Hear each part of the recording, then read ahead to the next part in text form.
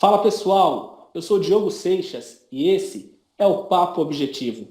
Aqui, sempre temas complexos, porém de uma forma muito mais fácil e muito mais popular para você. Antes de apresentar os meus convidados, chama a vinheta que o papo é bom hoje.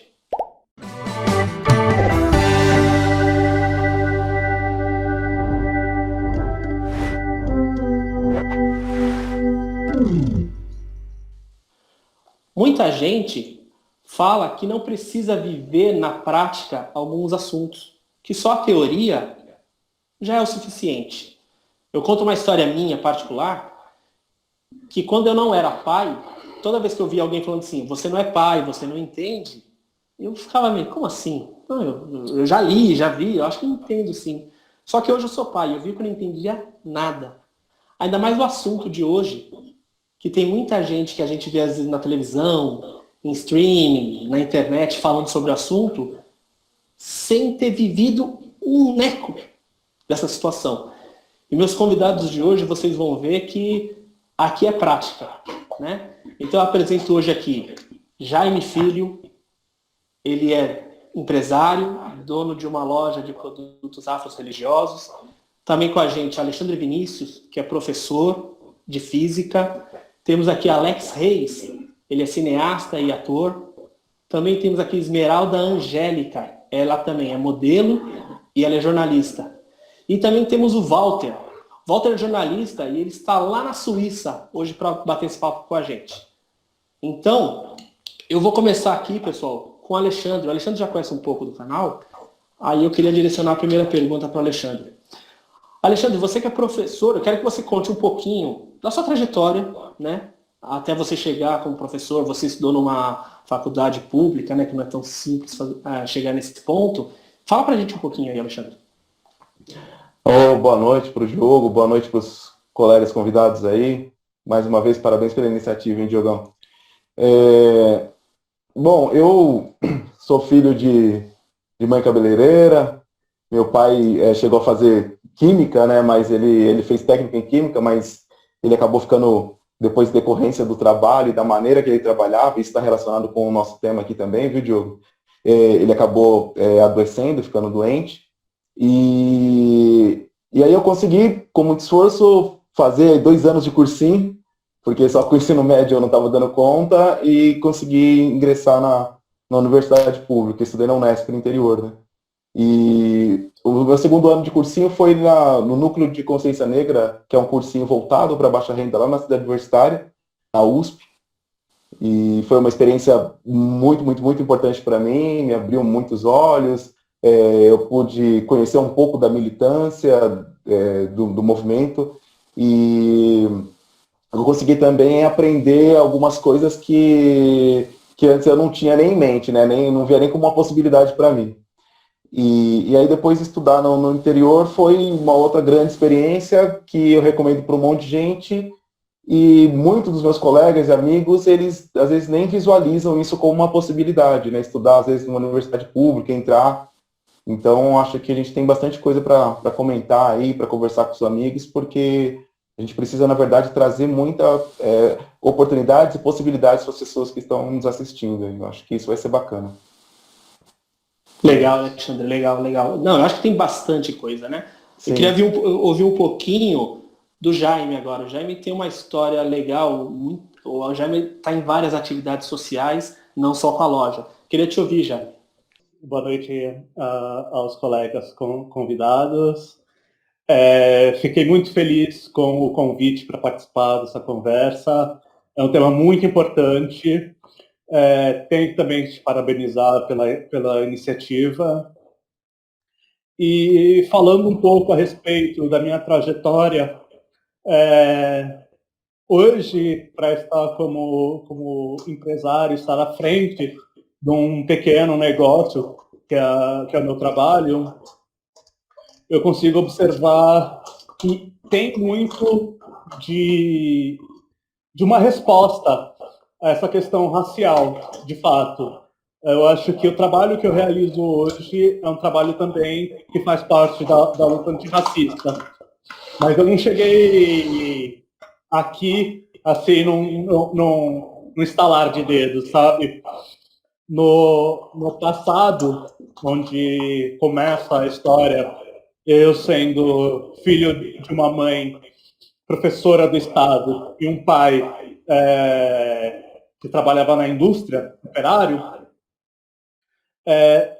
cheguei até a universidade, cheguei ao mercado de trabalho e comecei a observar algumas coisas que me incomodavam e eu não conseguia identificar. E eu acredito que só mais para frente, quando eu tive a oportunidade de estudar teologia, e no caso eu estudei a teologia das religiões afro-brasileiras, eu consegui identificar com mais nitidez as questões que hoje eu já consigo até nominar, que são questões raciais, e vejo que isso deu insumo para que eu pudesse atuar tanto na luta antirracismo na forma de trabalho, quanto nas parcerias que eu faço nas outras instituições de afroempreendedores, enfim. Toda essa trajetória que eu passei, eu acho que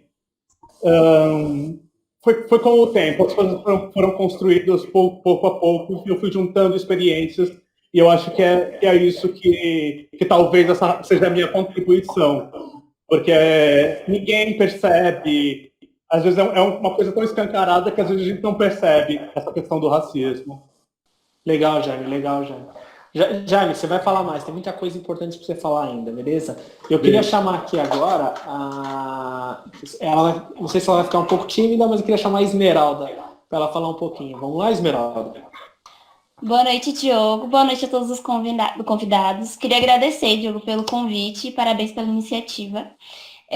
A minha história, ela já começa assim, já vem de um lugar super humilde, moro na periferia do Butantã.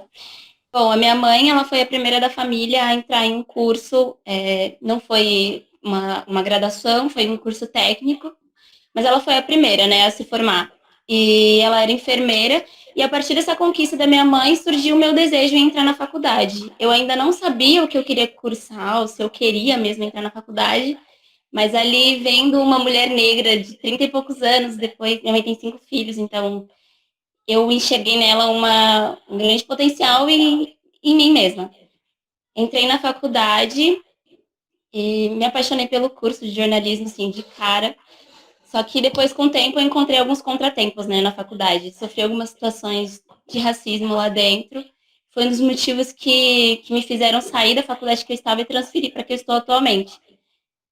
E nesse meio tempo que eu estava na faculdade, eu consegui meu primeiro estágio, que era numa empresa de comunicação, e também nessa empresa eu passei por uma situação de racismo, que acho que foi uma das mais difíceis e marcantes da minha vida. E fiquei com muito medo do mercado de trabalho, fiquei muito assustada depois que eu saí dessa empresa, demorei um pouco para conseguir um emprego novamente, mas hoje eu entrei na revista Cláudia, sou estagiária lá, estou terminando minha faculdade, estou no 8º semestre, e foi onde eu me encontrei, onde eu pude escrever sobre as coisas que eu escrevo hoje, onde eu tenho espaço para falar sobre o que eu gosto de falar, que mulheres negras, questões sociais e etc. E eu acho que é um pouquinho de mim aí para vocês. Eu queria chamar lá da Suíça o Walter agora. Alex, calma que você já vai entrar já. Vamos lá, Walter, falar um pouquinho da sua história? Vamos lá, sim. Então, antes de tudo, né, queria agradecer muito. Tranquilo, tá bom. O convite realmente, eu acho que a oportunidade de participar de um podcast, de um canal como esse, né, um projeto como esse, né, a oportunidade de trabalhar num projeto como esse, é já um passo para mudança, né? Eu sempre falo, né, a gente tem às vezes a oportunidade de transformar isso, e esse é já um passo importante para discutir as injustiças, né? É o primeiro caminho para a mudança. Eu acho isso, fico lisonjeado, mesmo morando tão longe, né? Um pouco destacado da realidade do Brasil, poder vir aqui e contribuir um pouco com a minha experiência, né? E também com as complexidades vivenciar o racismo de uma maneira completamente diferente, né? Eu sou o pai do Tainá, que eu falo que eu sou, quando você vira pai, né, você se apresenta, você é o pai de alguém, né? Antes você é o filho de alguém, né? Isso também tem uma coisa a ver com racismo. Eu acabei de assistir o podcast, o Emicida no Roda Viva. Eu sou um fã do Emicida, não vou esconder, mas eu assisti o Roda Viva com o Emicida e ele fala que o racismo é o esvaziamento do outro. Eu gostei muito dessa maneira de exprimir o que é o racismo, porque ele fala também como a gente se apresenta, né? Então, eu sou que nem eu na canção do Chico, né? Meu pai é paulista, minha mãe é pernambucana, minha mãe é professora de escola pública, né? Como um dos convidados, Jaime, e eu acho que isso tem muito a ver com a história do racismo em geral, né? É difícil a gente pensar em um afrodescendente hoje no Brasil, né? Que conseguiu ascender de alguma forma. É difícil você pensar nele e pensar numa história de sucesso anterior, né, que veio dos pais. E eu quase posso dizer que os afrodescendentes da geração de hoje são quase os primeiros na história do Brasil, depois de 100 anos, um pouco mais de 100 anos de libertação da escravidão, que conseguiram ascender alguma coisa, porque é incrível como o racismo está embutido na nossa sociedade. Eu sempre falo que ser mestiço, né, de não ser completamente negro, te faz transitar um pouco, né? Você vivencia o racismo de uma forma completamente diferente. Isso foi um pouco na minha vida, né? Então eu fui sempre esse sentimento de meio ser Kinder Ovo, né? Então ser preto por fora, mas um pouco branco por dentro. As pessoas te veem e te aceitam um pouco mais, mas ao mesmo tempo tem muito preconceito e racismo embutido, né? E em várias situações da vida. Eu queria só, né, já que eu estou me apresentando, só falar de um momento chave, acho que da minha relação com a minha negritude, com a descoberta do racismo, que foi quando eu estava na escola, ensino, agora mudou tanto os tipos de ensino, né, mas eu acho que ensino fundamental, e a gente estava discutindo na escola, né, criança, né, sobre racismo, sobre eleições, estava tendo eleições, e naquela época o Pita era um dos candidatos a prefeito de São Paulo. E é interessante porque eu, por motivos eu nem me lembro, eu não queria que o Pita ganhasse as eleições. E estava toda a discussão e tudo mais, acho que, não sei se era com a Erundina ainda, que eu sou outro grande admirador da Erundina como política. E eu falei, né, não, eu acho que o Pita não deveria ganhar. E uma das meninas se levantou sério, né, bem patricinha assim, falou assim, mas por que você não quer que o Pita ganhe, se você é preto que nem ele? E eu cresci num ambiente onde de muita piada, né? Minha mãe é pernambucana, então tem muita piada, até de cunhos um pouco racistas, mas assim, de uma maneira muito leve, assim, eu vivi a negritude, mas naquele momento ficou marcado como, opa, então o fato de eu ser preto, ele me coloca numa posição quase de inferioridade, de não poder fazer escolhas, né? De novo, você é determinado a fazer. Então, eu acho que isso foi uma coisa que marcou meu. Eu falo que é marcante porque se eu penso no que é racismo para mim, aquilo é um ponto inicial, né? Quando a primeira vez que aquilo me. E isso me leva a várias coisas, mas depois a gente vai ter tempo para conversar. Mas me leva também à vivência de hoje, como eu vivencio o racismo, estando num ambiente onde não existe só o racismo, mas existe também a questão da xenofobia, né, de você ser um estrangeiro e não viver, e você ser visto sempre como estrangeiro porque você tem a cor, e a cor não dá para você esconder, né. Um pouco difícil, né? Difícil. Não é fácil não, Walter, não é fácil não. Agora vamos ouvir um pouquinho do Alex, aí depois a gente entra na rodada de perguntas. Vamos lá, Alex? Também agradeço demais o convite seu, do Luiz também, e bora lá. Bom, eu sou filho de comerciantes. Meus pais eles sempre trabalharam no Brás, eu cresci no Brás. E é isso, a gente é uma família de classe média que sempre ralou muito, assim, eles sempre ralaram muito para eu e a minha irmã Vanessa, a gente ter o melhor, assim, dos estudos. Mas esses espaços eram majoritariamente brancos, né? São majoritariamente brancos. E para mim era muito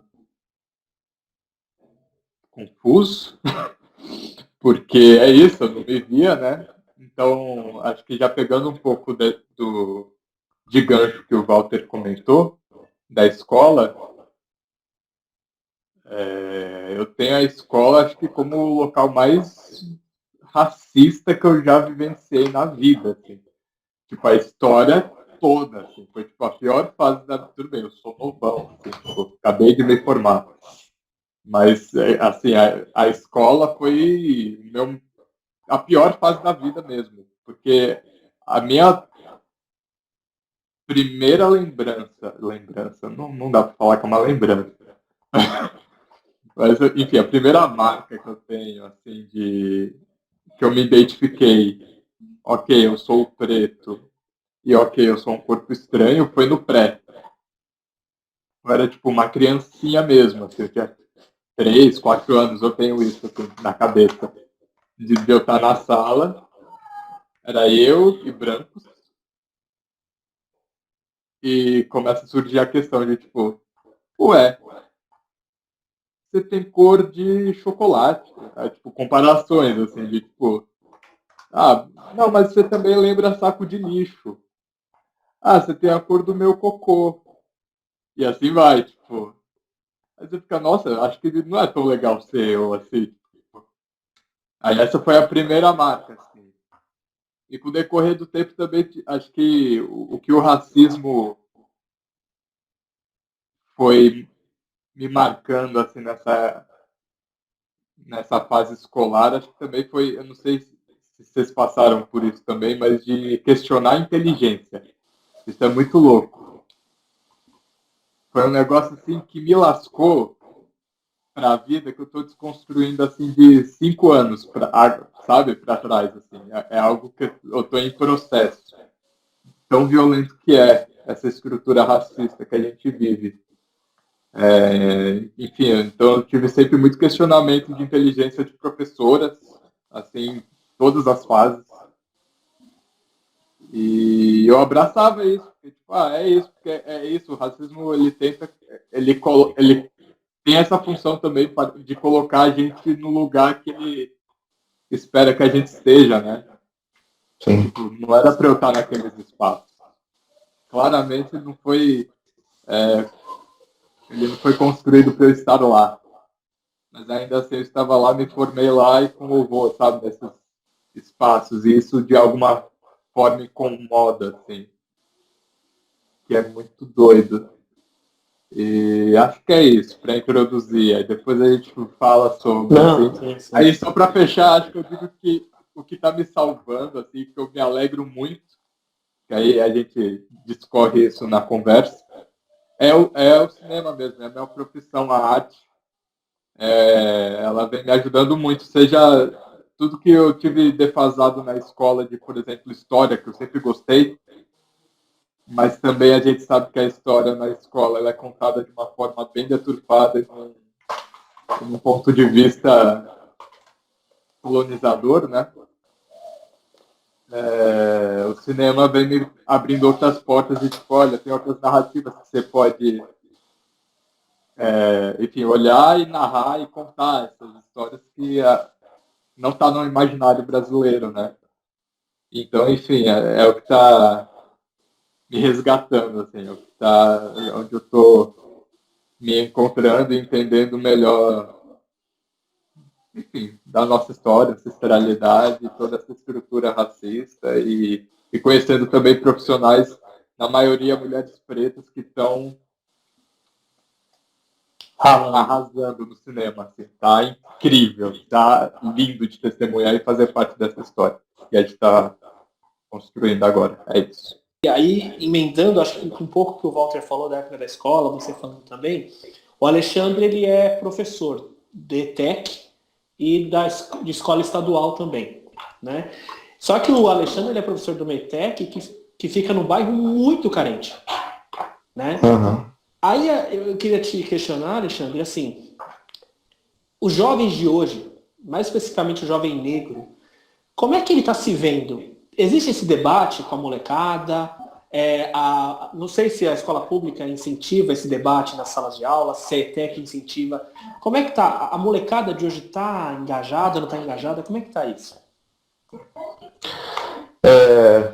Bom, eu estou escutando o pessoal falar aí, lembrando, né? A gente vai lembrando de um monte de coisa e agora tentando relacionar aí com a sua pergunta. Lá na ETEC é muito engraçado e interessante esse processo, né? A ETEC ela tem uma forma de avaliar os alunos diferente da escola normal, tradicional, né? Então, na escola normal, tradicional, você faz uma prova, você tira 7, você faz outra prova, você tira 7, você, 2 provas tirou 7, beleza, sua média vai ser 7. Na ETEC não funciona muito assim. Você faz uma prova escrita, por exemplo, e você é atribuído uma menção para você, mas essa menção não é numérica, né? Ela é com letras e tem uma certa flexibilidade, porque na mesma atividade você pode olhar e avaliar vários critérios, né? Enfim, por que eu estou falando isso? Porque quando os alunos chegam na escola e eles começam a ser avaliados de uma forma diferente do que eles estavam acostumados, tanto em escolas particulares quanto em escolas públicas, né? Lá na ETEC a gente tem um certo público de escolas particulares, grande por conta do vestibulinho, a forma de ingresso também, né?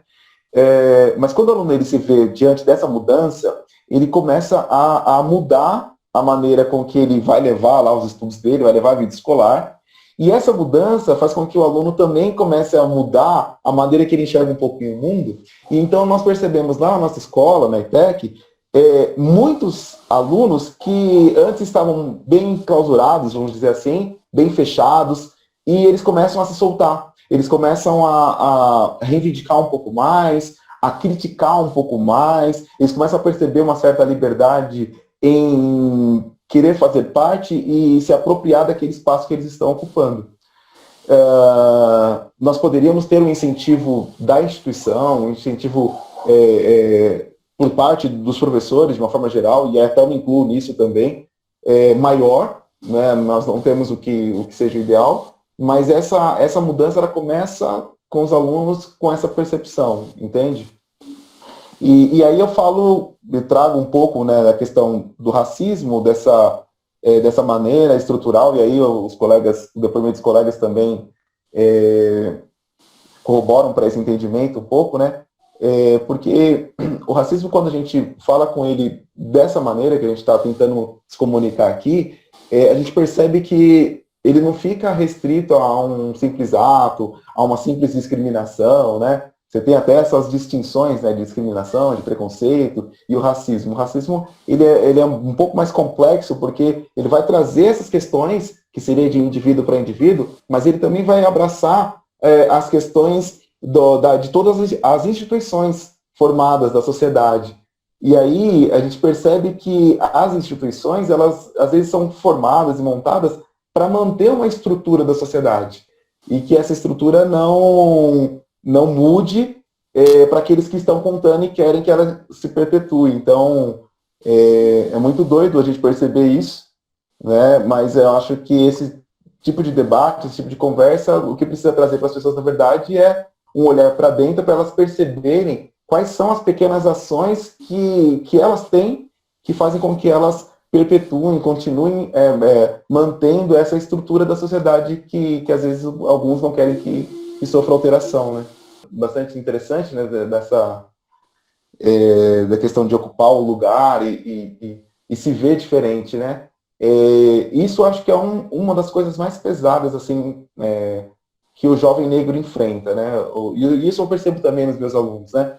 A questão da baixa autoestima, a questão muitas vezes a forma como a professora está falando, e se o aluno já tem um pouco daquilo, porque ele já passou por outras professoras, ele já vem de outras instituições que querem manter a mesma estrutura da sociedade, então ele já recebeu aquilo, né? Ele já tem aquilo. Então qualquer coisinha mínima que seja, que vai acontecer, é só mais uma coisa que está somando, só mais uma coisa que está somando. E todo esse acúmulo prejudica muito o desenvolvimento dos negros de uma forma geral, né? Então quando eu comentei na abertura que vários colegas meus que, quando eu comentava e falava, né, porque eu estava no cursinho principalmente, putz, mas vamos lá, vou entrar nos cursinhos aí, tem uns cursinhos que são gratuitos, tem uns que são para baixar renda e tal, vamos estudar, vamos fazer faculdade, meu objetivo é a universidade pública, porque não dá para eu pagar e tal, mas vamos lá, a gente consegue, não sei o quê.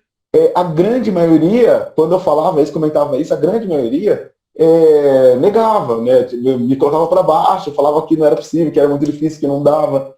E isso é um reflexo de todo esse acúmulozinho, desde lá da infância, que o nosso amigo colocou aí 3, 4 anos, né? Que já vai recebendo todos esses acúmulos de se sentir estranho, de repente, nos ambientes, de não ser capaz. Então, eu acho que isso é uma das principais coisas que a gente precisa tentar combater, né, todo mundo junto, para que a gente consiga alguma mudança na sociedade, né? Eu acho que Legal. sem isso a gente não consegue, não. Verdade. Queria chamar para o papo o Jaime. Não, fica à vontade, por favor. Eu posso só entrar aqui, porque acho que eu não lembro na minha formação de ter tido um professor preto, né, um professor negro. E eu acho que essa coisa de ocupar o espaço, não sei, eu sinto já uma alegria enorme de ter alguém como ele trabalhando com educação. É muito importante que ter um professor preto, né, negro. Eu gosto de usar a palavra preta porque acho que tem força, né? Sim, também. Professor preto, tendo em conta, porque a pergunta foi, né, como os jovens se veem, né, como eles se veem hoje e tal. Ter um professor preto, eu acho que já não responde como os jovens se veem, porque a gente é uma pergunta para eles, né? Mas responde, eu acho, no sentido de ter professores assim. Eu acho que é um pouco também como eu procuro ver a minha profissão, como eu procuro de alguma forma ser profissional, né? Tipo, como eu posso falar com esses jovens, né? É buscando ser um bom profissional, né? Então o cara vai olhar para mim, né? Vai falar, pô, esse cara aqui é preto e é valorizado porque ele faz. Eu acho que ter um professor que pode influenciar tanto na vida de tantos desses jovens negros, né, nas periferias, mas em qualquer lugar, é já uma resposta e é já um caminho para esses jovens, para eles conseguirem se enxergar de alguma forma, ocupando os espaços é já uma resposta a uma realidade de injustiça onde você não consegue se ver ocupando esses lugares, né? Então, acho que a questão de testemunhar esse papel nesse lugar onde é já uma coisa bem importante para os jovens, né? Eles precisam encontrar pessoas assim, né, ocupando esses lugares para poder servir de impulso e de encorajamento para poder lutar pelas próprias causas e poder chegar aonde eles almejam chegar. Verdade. Não, bacana. Gente, e assim, se alguém quiser intervir, entrar no meio, pede a palavra e vamos falando, tá, gente? Vamos aí. Eu só queria incluir um pouco na conversa o Jaime, porque, assim, essa coisa do racismo estrutural, eu acho que também marginalizou muito a religião afro, né? A Umbanda, marginalizou demais. E aí eu queria que o Jaime desse um pouquinho dessa contribuição, como que é o dia a dia ser empresário de uma loja dessa. Se eu não me engano, está na Leopoldina, né, Jaime? No Butantã. No Butantã. E como é que é o dia a dia? Como é que foi? Foi difícil? Teve alguma coisa fácil na trajetória? Olha, bom, como você bem pontuou, existiu sim a questão da criminalização das religiões de matriz africana. E isso é uma coisa, assim, presente, acho que desde o começo desse projeto de nação. Houve e ainda há muita perseguição, isso eu não preciso nem falar, porque a todo momento a gente vê, ou no jornal, ou na mídia social, ou em qualquer lugar, é uma estátua que é depredada, é uma pessoa que agride a outra, é uma pedrada numa jovem, enfim.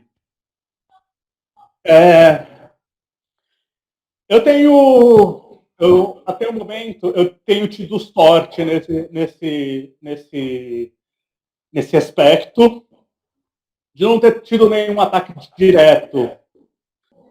Mas aqui nesse ambiente, eu já percebo de uma maneira diferente. E aí eu penso, a gente vai transitando pelos espaços, e essa questão vai nos acompanhando e vai se adaptando àquela situação. Se você ascende socialmente, ou você experimenta um outro tipo de racismo. Se você descende, e é a mesma coisa, você experimenta. Se você anda pela lateral, o mesmo. Se você troca de área de trabalho, experimenta outro racismo. Se você envelhece, e por aí vai. Eu passei pelo curso de design. Eu terminei o curso de pós-graduação nessa área de comunicação. Eu estudei a teologia das religiões afro-brasileiras e cheguei até, mais ou menos, eu tive que parar o curso de economia. Só que essas coisas não ficam, o currículo não fica na minha testa. O que eu sei ou o que eu deixo de saber não está impresso na minha cara. O que se sobressai é o tom da minha pele. Então, e o meu contexto aqui. Então, o que eu percebo é no olhar de que, que legal, que bonitinho a sua loja. E aí também vem aquela questão do exótico. Ai, que bonitinho a sua loja. E o que eu falo, às vezes, não tem peso. Sempre existe aquela pessoa que entende mais da sua história, que quer falar onde você deveria estar, mas é o tipo de coisa. Aquele é o neguinho que vende uns penduricalhos, uns incensos, e ele não passa daquilo, sabe? E nada contra qualquer profissional que tem seu trabalho, que venda penduricalho, isso ou aquilo. Mas a gente sabe que existe um olhar, sim, de diminuição e de pressuposição de aquilo é o exótico, é como se fosse Moamba, sabe? Um monte de... Muito embora tenha essa loja aqui seja composta por peças de artistas muito bons, alguns assim, até com renome internacional, sabe, pintora. Mas para quem não tem o conhecimento, vem aquela lente do racismo, aquela lente de diminuição. Hoje, por eu me ver privilegiado de não ter tido um ataque direto, naquele sentido que a gente sabe que acontece, de violência física, de chegar no seu ambiente de trabalho e tá tudo quebrado, ou chegar no seu terreno e terem colocado fogo, eu me vejo assim,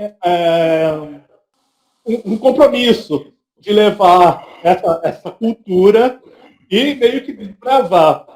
E eu acho que o meu trabalho é nesse sentido, sabe? É até mesmo de desconstruir por meio de coisas simples. Você tá com tanta barreira criada que às vezes às vezes é uma ignorância para com o natural, sabe? Faz o quê? Acho que foi um ano, mais ou menos, teve a última tentativa ou foi votado no Congresso se iriam criminalizar o abate de animais. Que é uma questão de pessoas que vêm de fora para discutir a nossa liturgia.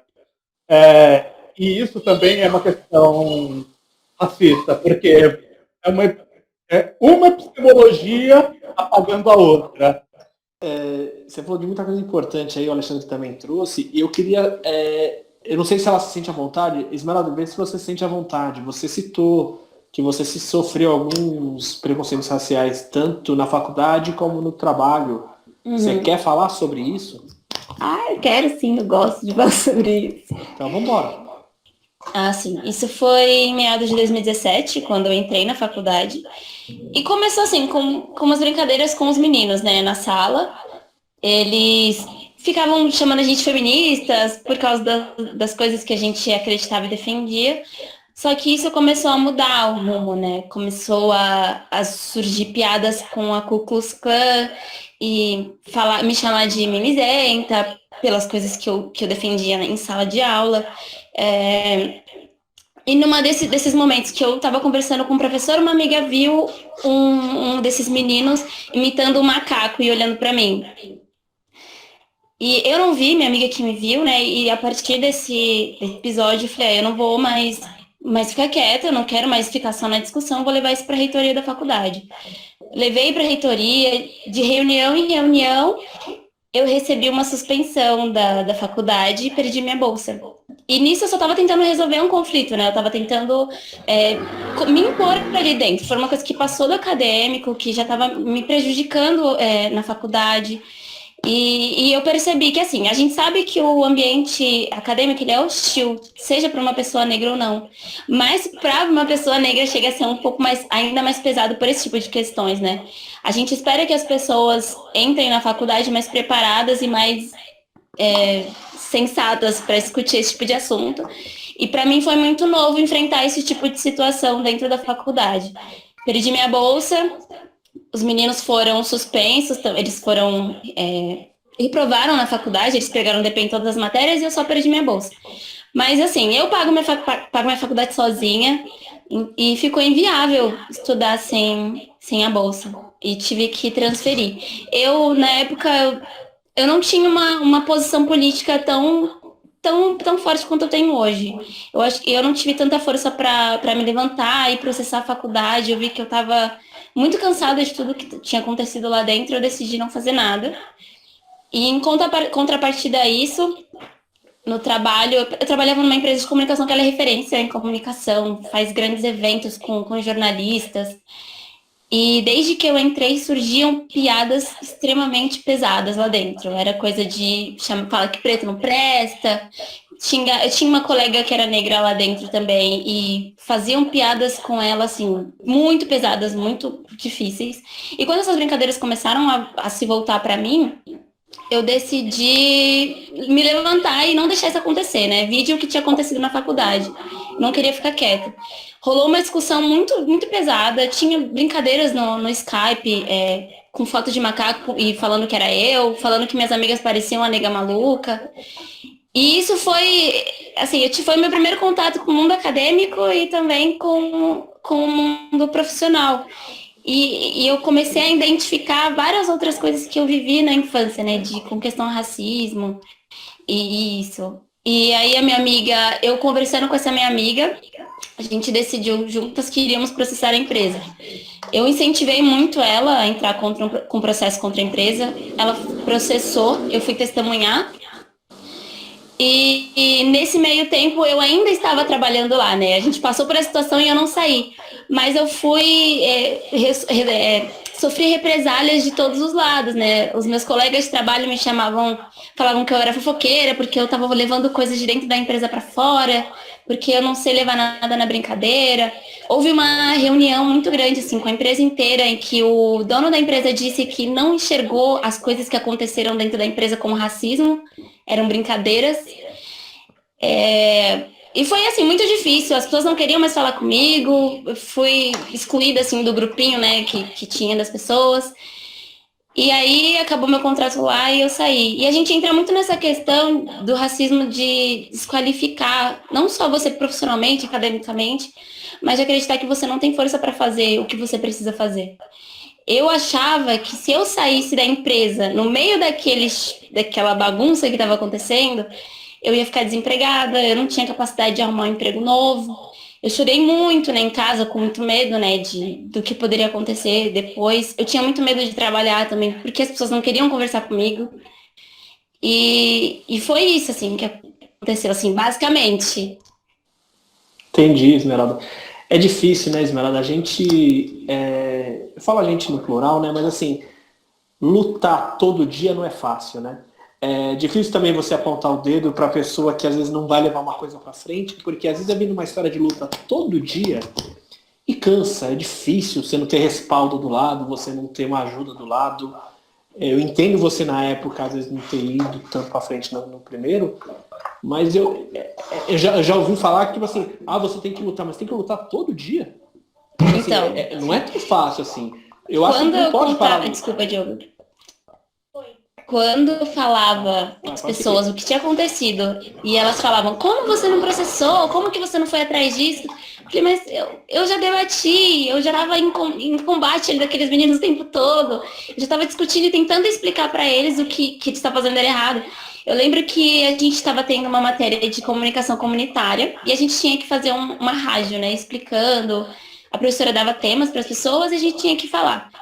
E eu falei sobre o feminismo e o racismo. Quando a gente começou a explicar, eles saíram da sala. Eles não queriam escutar o que a gente tinha para falar para a sala, eles não queriam ouvir o nosso trabalho. Então eu vi tudo aquilo, eu vi essa situação e vi que a faculdade foi totalmente conivente em suspender a minha bolsa, que eu falei, eu não vou fazer mais nada, que eu sei que eu não tenho mais nem o que fazer aqui. Eu simplesmente tranquei e fui para outra faculdade. Esse aí, acho que exemplifica bastante o racismo estrutural, né?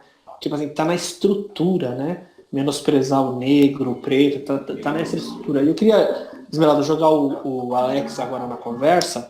O Alex relatou o passado dele, mas falou que hoje ele tem esse alento da comunicação, do cinema, que é um refúgio para ele, né, fazer seus trabalhos. Mas assim, Alex, até no meio, que eu também sou da comunicação, tem pouco preto, né? Aí, será que... Acho que deve ter muita gente que falar que o preto não se esforça para chegar lá, né? Mas às vezes é falta de oportunidade, né?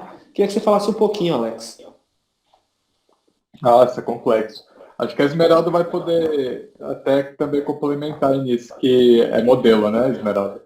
Sabe bem como é. Sabe bem como é.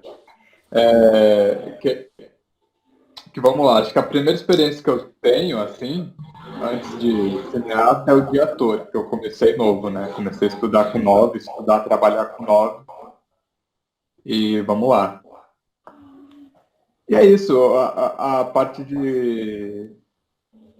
dessas produtoras, empresas, agências, o cliente, essas grandes empresas, quando elas vão procurar corpos pretos, elas vão ecoar o que elas estruturaram, né? Tipo, o que a sociedade estruturou nessa sociedade racista, que é sempre o lance de cota, personagens específicos, tem que ter, porque eles estão aí, né? Coloca um, então, e 77 brancos no elenco. E é de um jeito muito... eu achava tão... Eu vou contar uma experiência, eu não vou falar nem a série, pra não ficar chato. Ou será que eu falo? Eu não sei. Enfim, eu participei de uma série grande. Fui chamado lá pra participar do negócio. Aí eu tava de dread, né? Então, enfim, o meu dread batia no coque, assim, tava grandão. Aí me chamaram, que legal, bacana, bora lá. Aí era uma figuração especial. Quando é figuração especial é porque tem que ser ator, porque tem uma fala ali improvisada. Então, beleza. Aí o cachê era melhor, porque da hora, bora lá. Aí tava lá, grande elenco Globo. Chegou me acenar lá com outro parceiro que eu conheci, um amigo meu. E aí chega o diretor. E aí, cara, beleza? Pô, estilo da hora, hein? Bacana, vamos lá gravar a cena. Então é o seguinte, ó. Vocês vão passar no corredor e aí eu tava contracenando esse meu amigo, ele é branco, né? Então ele falou, bom, vocês dois são estudantes, tá? Aí você pro branco. Você é um estudante de biologia, então você só vai beber e tal, beber uma breja. Vai nessa intenção. Agora você tá ligado, né? Você dá marihuana, pá. Então você já chega meio assim, Entendeu? Aí todo mundo aqui que era da produção, tipo, é isso aí, né? Pode crer. Tipo, eu tava só olhando, mano, é sério? Na moral. Aí o meu amigo, depois que eles saíram, né, deram essa direção de merda, aí ele falou, nossa, mano, eu não sei nem o que dizer, porque bora fazer do nosso jeito, sem ser essa bosta de direção, bora. Aí a gente foi falando um texto de que a gente só ia sair pra beber mesmo, que foi num take boas, assim, mas a gente ficou, tipo, tá, agora eu entendi porque me chamaram, né, tipo, que é isso, tipo, isso é um exemplo, mas no contexto geral, tipo, eu faço muito teste que é o personagem negro. Não é o personagem X que tem tal personalidade, sonhos, ambições e desejos. Você não tem nome, né? Você não tem nome, você é o personagem negro, né? Tem um nome, mas é tipo. É o estereótipo específico, né? Exato, tipo. Porque é isso, os brancos, eles todos têm são personagens complexos, com camadas. Os que eu fiz. O que eu fiz no decorrer da vida teste é sempre me colocando num espaço que eles querem que a gente esteja, tá ligado? Tipo, e tá desenhado, tá lá, negro. Tipo, não, tem que ser, sabe? É muito doido, assim. Não... E aí que tá, pra mim foi um lance que foi. Desculpa, é o quê? Pode falar. Não, o que eu ia falar, Alex, outro dia eu estava pensando, né, nessa estrutura, né, que a gente fala desse racismo. Pelas novelas da Rede Globo, a gente vê desde que fazem novelas da Rede Globo, o negro sempre é o motorista, ou ele é a empregada doméstica. Isso aí foi entrando na cabeça da mãe, do pai, do filho. Tipo assim, sempre foi isso. E chega para mim o cúmulo de ter uma novela retratando a Bahia e sem não ter negros nos elencos principais. Tipo, não tem sentido, eu não consigo ver o sentido nisso. É complexo. Aí eu já adianto de indicação, isso daí tá no YouTube aberto para todo mundo assistir. Eu recomendo ver A Negação do Brasil. Muito. Aí já desenha bem essa logística das novelas Globo, de como representava os corpos pretos e tem os atores, as atrizes, retratando como é que foi a experiência, enfim, é interessante de ver essa estrutura de como funciona dessa rede de comunicação. Mas aí, só para... Vou tentar concluir, que que foi disso. Eu, como ator, eu comecei a ficar extremamente frustrado. Porque não era isso, sabe? Porque, cara, não... É só isso mesmo que tipo, essas grandes produtoras, canais têm pra mim e pros meus, tá ligado? Tipo, aí eu vi que eu tava conseguindo acessar espaços que eu nem sonhava que eu ia acessar de estudo, de contatos e tal, porque, cara, eu vou contar história, eu faço isso também, sabe? Então eu vou me aprofundar nisso. Tipo, e cinema sempre foi minha paixão também. Eu já tinha essa vontade, mas aí de novo. E aí eu conecto com o que eu iniciei aqui na conversa, né? A minha fala inicial. Sempre me subestimei, porque sempre me colocaram no meu lugar. Então, eu não posso ser diretor. Eu não posso ser roteirista. Porque eu não tenho capacidade para isso. Professores me falaram isso. Professoras não me falaram que você não pode ser diretor, mas me colocaram no local de, tipo, você não é inteligente. Sabe? Então, tipo, até então eu não acreditava, eu nem sonhava, é isso. Sabe? É muito violento, cara. Tipo, nos trampos que eu faço teste, os meus personagens não têm sonhos. Na estrutura escolar onde eu estudei, ele vai sendo podado de uma forma indireta, assim, porque você vai pondo no local que você tem que ser submisso, e é isso. Você tem que aceitar ali o racismo na sua cara e falar, é isso aí. Pô, eu, nossa, admiro muito, Esmeralda, que você teve feito para encarar tudo isso que aconteceu. Tudo bem que foi na facu agora, aí você já imagina que sua cabeça já estaria muito mais formada, então você fala, não vai ficar uma merda dessa. Eu criança, era isso daí que você tá falando diariamente, eu sou assim, ó. Sim, sabe? É isso aí, eu sou um macaco, é isso aí, eu sou isso, eu sou assado. Eu ia colocando nesse lugar, porque era o único preto rodeado de branco, vou falar o quê? Quem vai me ouvir? Ninguém vai me ouvir. Nunca me ouvir. Não vai, sabe? Eu sempre fui posto, eu fui nesse local, assim. Enfim, aí fui pro cinema e vi que aí hoje, agora, nesse momento que estamos vivendo, o cinema, o audiovisual, a gente está vendo mundialmente que está abrindo espaço para pessoas pretas e está expandindo para outras questões, agora no MTV. Inclusive, eu tenho certeza que vai abrir questão para isso dos corpos trans, que tem a série Pose, que é uma tremenda série também, assistam. Que os protagonistas são trans, mulheres trans, elas tipo, não foram indicadas. Tipo, elas são incríveis. Aí só foi o homem cis, que também é incrível, merecido, mas ainda assim, tipo. E aí é outra questão para essas grandes premiações questionarem, mas antes teve a dos corpos pretos. E no Brasil está tendo um espaço a passos de bebês, mas está no roteiro, na direção, e está sendo produzido. Um exemplo que eu dou é da Malhação, Viva a Diferença, que está reprisando agora. Renata Martins, excelente diretora, roteirista. Ela trabalhou na sala de roteiro, ganhou o prêmio com a Malhação, e, tipo, é isso, sabe? A gente está conseguindo, começando a adentrar, começando a reivindicar. Então, começando, aí quem tem o poder está começando a olhar e falar, realmente, acho que a gente está vacilando na equipe a maioria ser branca, de há tanto tempo não ter longas de mulheres pretas, não existir na história mulheres pretas dirigindo no Brasil, sabe? Todas essas questões ficaram, tipo, a gente tem que se mexer. Então, está tendo uma movimentação muito boa.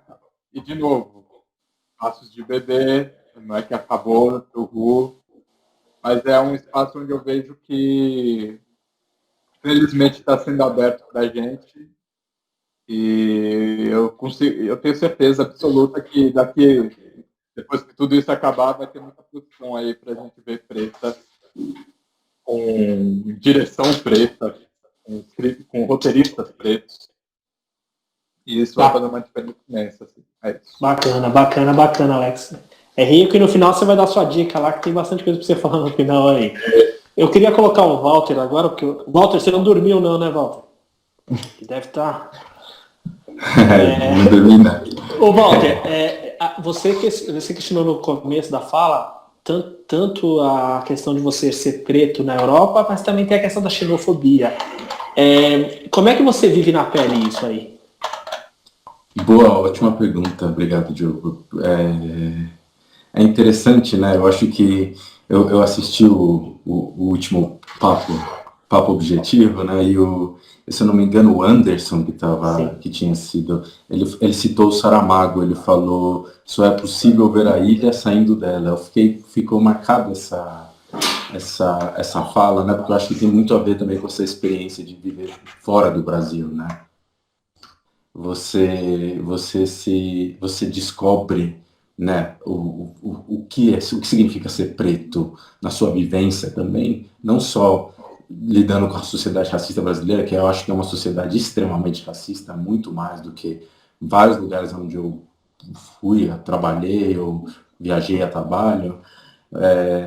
Mas é interessante porque é difícil falar de racismo, até quando eu fui convidado, né, para vir para conversar, para partilhar minha experiência, porque eu vivo num país de maioria branca. Isso é um fato, né? Isso não é uma coisa...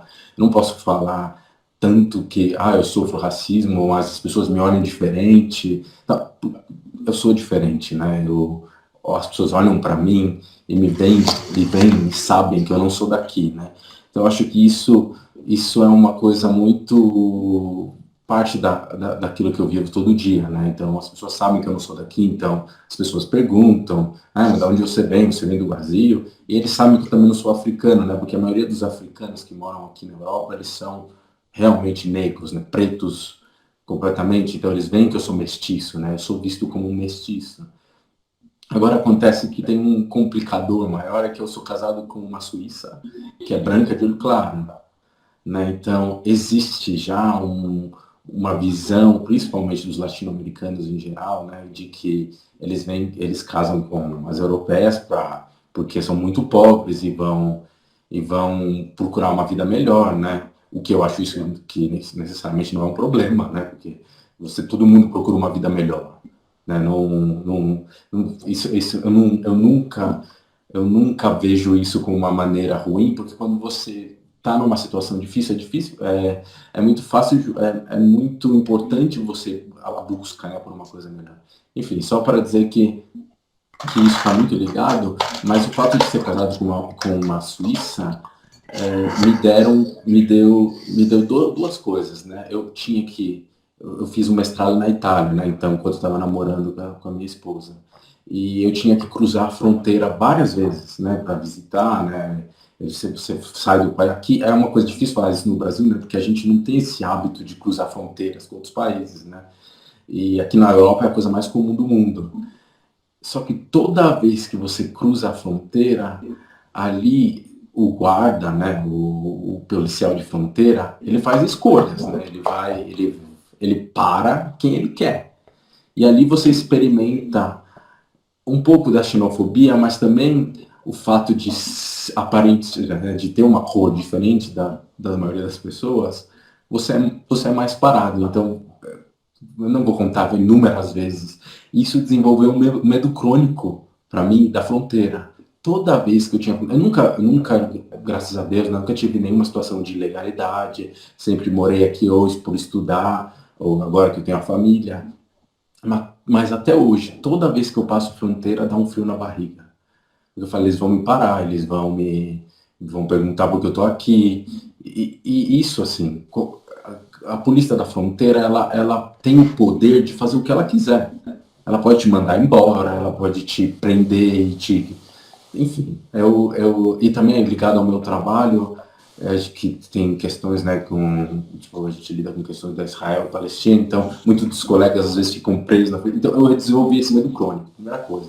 Depois, a segunda coisa, o complicador maior, eu tive filhas, né, eu tenho 2 filhas, né, eu ganhei no começo, né, a Tainá de 3 anos e a Yara de 10 meses. E por questões relacionadas à burocracia aqui na Suíça, elas não têm o meu nome de família, né?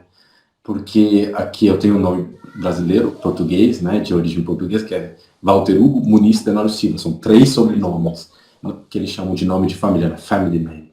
E para os suíços é muito estranho você ter toda essa quantidade de nome. Você só tem um nome de família, né? Então a minha esposa, quando a gente casou no Brasil, ela podia escolher, mas quando a gente voltou para a Suíça, ela decidiu ficar com o nome dela de solteira, que é só um nome de família, né? Então, enfim. E para as nossas filhas, primeira coisa, né? Não sofrerem preconceito, a gente escolheu, né, pelo nome, né? Porque aqui também tem vários estudos, os jornais fazem às vezes pesquisas falando, eles mandam 2 currículos, um com o nome suíço, né, com o nome, ou com só o nome de família, e um com o nome não suíço, que é, ou seja, de estrangeiro, ou principalmente o nome brasileiro, né, que tem vários nomes, e eles veem quantas empresas te chamam para entrevista. Então tem várias matérias muito interessantes sobre isso e mostram, né, quanto você não ser do lugar dificulta a sua vida, né? E aí por isso a gente também fez a escolha de dar o nome suíço para nossas filhas, que elas só têm o nome da minha esposa, então elas não têm o meu nome. O que acontece? Esse meu medo crônico de fronteira, juntando com essa questão da paternidade, me colocou sempre, aumentou esse medo, porque eu falei, imagina se eu estou viajando com as minhas filhas sem a minha esposa, e o guarda da fronteira me para. As minhas filhas, elas são mais mestiças ainda, então eu não sou completamente negro, mas elas são um pouco mais brancas do que eu, né? Elas não são brancas europeias, mas se vê que elas são um pouco diferentes, mas elas passariam por europeias tranquilamente. Esse meu medo de que o pare na fronteira, e por que eu sou preto e não tenho nome, né, incomum, eles poderiam falar, mas você está traficando criança, enfim, né, como a gente lida com comunicação, a gente tem sempre você desenvolve medos, né, e a Europa é um ambiente onde a xenofobia ela é tão enraizada, né? Como o racismo é enraizado no Brasil, na Europa é tão enraizado que existem sempre a rediscussão, né? Agora com o coronavírus, depois antes tinham as questões do Brexit, né? E todas as realidades ligadas ao desenvolvimento político, né? Desses pequenos países, isso volta sempre a essa coisa. Mas e se, porque eu não sou daqui, porque eu sou negro, porque eu sou preto, porque eu sou brasileiro, eles me mandam embora? Isso é uma questão muito ligada à realidade, é uma intersecção muito interessante entre racismo e xenofobia, porque eu diria que é, acima de tudo, xenofobia, mas o racismo, ele te marca, né? Ele te dá é como se ele te mostra a sua cara e não tem onde você se esconder, né? E eu acho que isso é uma coisa muito, muito ligada à minha experiência, e eu desenvolvo sentimentos diferentes em relação a isso, mas, no geral, eu acho que as pessoas, né, voltando para a realidade das pessoas, né, porque os medos também são subjetivos, mas existe a questão da expectativa, né? As pessoas sempre têm essa expectativa. Eu acho que isso é muito ligado à questão do Brasil, para fazer esse link entre o Brasil e a Europa, o negro, o preto, africano, o mestiço, ele está existe sempre a expectativa que ele trabalhe nos serviços. Então, mesmo aqui, no ambiente, por exemplo, Genebra, onde eu trabalho e já trabalho já há uns 5 anos, você não encontra negros, pretos em lugares de liderança, em ambientes internacionais, né, a gente está falando. Não existe, é raríssimo você ver, é só ser um diplomata de muito alto nível. Então, a expectativa é que, eu lembro quando eu cheguei, que eu estava procurando trabalho, né, e eu imagino, estudei bastante na minha vida, passei uma grande parte da minha vida, quase 10 anos estudando, para hoje ter uma posição boa de trabalho, e eu lembro quando eu cheguei, eu tinha esse medo, por ser preto, por ser brasileiro, que eu nunca ia encontrar trabalho. E a mulher que alugava o nosso apartamento, eu cheguei conversando, tudo mais, ela não falava francês, ela falou, mas fica tranquilo que no supermercado vai ter trabalho para você e tudo mais. Fica tranquilo, você tem um perfil. Entendeu? As pessoas, elas te olham e elas já sabem onde você deve estar. Né? E elas não entendem. É isso que, né? Das conversas fala. Isso é uma coisa, o racismo é uma coisa tão enraizada na visão, acho que do mundo, né? No Brasil a gente pode falar, mas no mundo de que as pessoas já esperam, e elas esperam de você, já sabem onde você deveria se colocar, e se você se desenvolve de alguma forma, existe sempre a desconfiança, né? Isso é uma coisa que o Alex falou, que eu gostei muito, a questão da desconfiança, né? Enquanto isso afeta a sua autoestima, né? A desconfiança das suas capacidades profissionais, mas por causa da sua cor, aqui, às vezes também por causa da sua nação, né? Porque você não fez um estudo na Europa, né? Isso é constante. Aí você tem que desenvolver uma autoestima, é um trabalho, né? Hoje eu tenho 36 anos, eu acho que o caminho que você faz de tanta porrada te ajuda a te fortalecer. Mas, por outro lado, é importante ter consciência disso. Eu acho que um dos elementos mais importantes para mim da conscientização do racismo na minha vida e tudo mais é a procura de fundamentos, que eu possa me fundamentar bem para poder falar, eu entendo o racismo no Brasil, então eu entendo por que eu sou tratado dessa forma, aí você vai se desenvolvendo. Só um detalhezinho que eu esqueci de explicar, que vindo para a Europa e tendo contato com a cultura, né, isso acontece muito no Brasil, né, nossos amigos brancos geralmente têm raiz na Europa, né? Então eles são todos orgulhosos. Eu sempre falo aqui para meus colegas, né, assim, no Brasil, todo mundo é orgulhoso de falar que tem um bisavô na Itália, um tataravô em Portugal. Eu nunca conheci alguém que falou que tem raízes africanas e sabe de onde é. Primeiro, sabe de onde é? Tá bom, você tem raízes africanas, a África é enorme, da onde veio os seus... Não tem, porque essa história foi roubada da gente, né? Então a gente foi roubado disso. E também, isso me fez crescer muito a vontade de fazer um exame de DNA, para tentar saber mais ou menos de onde veio a minha metade africana. né? Aonde vem os meus... E foi uma experiência muito interessante, quase emocionante de falar, porque descobri, né, tipo, aí você começa a reconstruir a sua própria história e se orgulhar dela. Não, eu vim desse lugar da África, né? Porque a África também é vista como um continente, um país, né? E é um... Então, esse você, que a gente fala muito com a questão das mulheres, né? O empoderamento. Empoderar-se da própria raiz negra, preta, é um processo de cura e de crescimento interior que te ajuda para a vida. Te faz perceber que você é alguém que tem capacidade de crescer e de deixar algo. Né? Nós somos os primeiros convidados a construir uma história, claro, né? Com todo respeito a quem veio antes, né? Abdias, imagina, existe os nossos mártires que deram a vida, né? O sangue no Brasil, deram o sangue à vida, para a gente chegar onde a gente chegou hoje, mas hoje a nossa geração pode deixar algo para os filhos, né? E isso me dá uma alegria muito grande, que eu experimento aqui na Europa olhando os outros, né, os brancos, porque eles têm essa coisa da herança, né, que no Brasil é quase uma coisa, é coisa de branco, né, porque que preto que tem herança. Mas enfim, esse ambiente ajuda muito a gente a crescer e ter consciência da própria negritude. Ô Diogo, nossa, só complementando aí, né, as colocações aí, a colocação do nosso amigo, eu lembrei bastante por exemplo, meu filho ele estuda numa escola particular, né, você conhece, ele estuda junto com o seu também, e lá a maioria é branco, né, e desde pequenininho ele também já se pega nesse contexto, né, olhando para os colegas todos brancos e ele chegando lá com aquele cabelão grande, enroladão, lindo, né? E o que eu percebi, o que eu e minha esposa temos cultivado bastante, é o fortalecer dessa questão da autoestima, sempre, desde pequeno. E é algo que nós não tivemos muito na nossa infância. Né? Então eu lembro, eu na escola, por exemplo, tinha muito essa questão da baixa autoestima.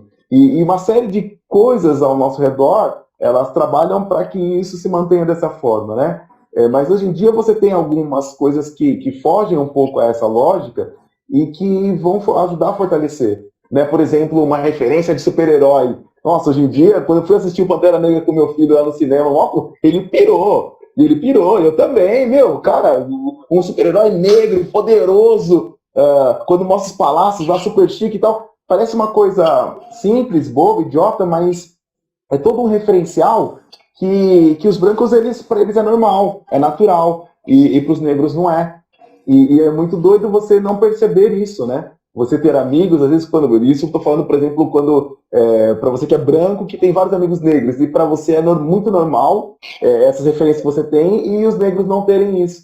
Então, acho que essa é a percepção que hoje em dia está mudando, como o nosso amigo falou, as pastas de bebezinho, né?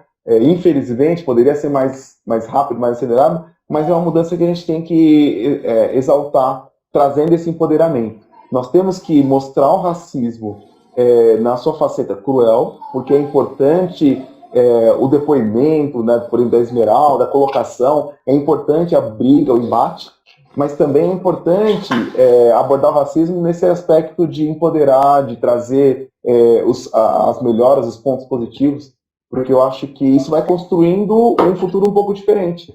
Né? Meu filho, com certeza, ele cresce um pouco mais fortalecido, um pouco mais por ter outras referências, né? Meu pai é professor, tipo, eu não tinha muitos professores negros, meu pai e tal. Então, acho que esse tipo de coisa contribui para um futuro um pouquinho diferente, né? E é muito... Ele citou a questão da ilha, de sair, né?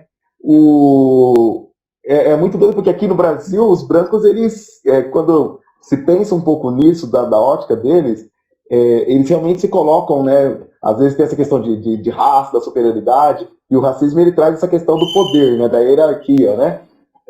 Mas quando eles vão para fora, eles percebem que eles não são brancos, né? Eles não são classificados dessa forma também. E aí sentem um pouquinho disso, então isso é muito doido. Eu estava escutando ele falar e pensando, lembrando um pouco disso, né?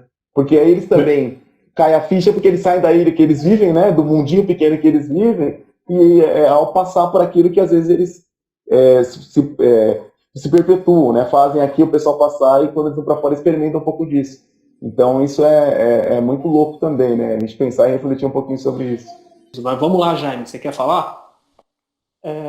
Uma coisa que o Walter falou, 3 pontos que ele falou, que me lembraram muito, aliás, assim, acenderam na minha mente a teoria dos 2 berços matriciais do Dr. Sheikh Anta Diop, e que eu acho que tem a ver com o que a gente fala de racismo aqui no Brasil, mas também tem um paralelo com a xenofobia que ele viveu, ou que ele vive.